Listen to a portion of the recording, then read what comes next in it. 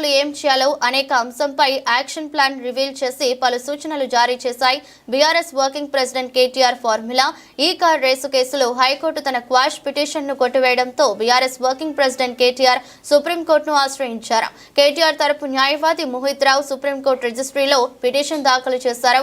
High court quash petition కొట్టివేయడంతో KTR సుప్రీంకోర్టుకు వెళతారని వార్తలు వచ్చాయి. దీంతో అప్రమత్తమైన తెలంగాణ ప్రభుత్వం ముందే కేవీఎట్ దాఖలు చేసింది. కేటీఆర్ కనుక సుప్రీంకోర్టును ఆశ్రయిస్తే తమ వాదనలు కూడా వినాలని ఈ పిటిషన్ లో కోరింది. హైకోర్టు తీర్పు నేపథ్యంలో కేటీఆర్ లీగల్ టీమ్ తో భేటీ అయ్యారు.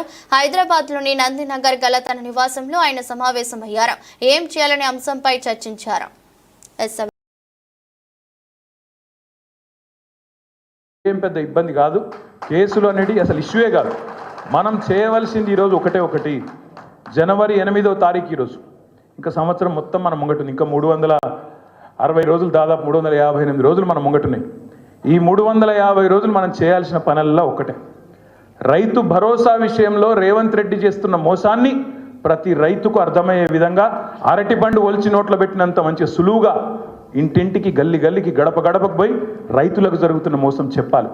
ఎట్లా రేవంత్ రెడ్డి ప్రభుత్వం ఒక్కొక్క ఎకరానికి 17,500 రూపాయలు రైతులకు బాకీ ఉన్నదో బరాబర్ చెప్పాలి.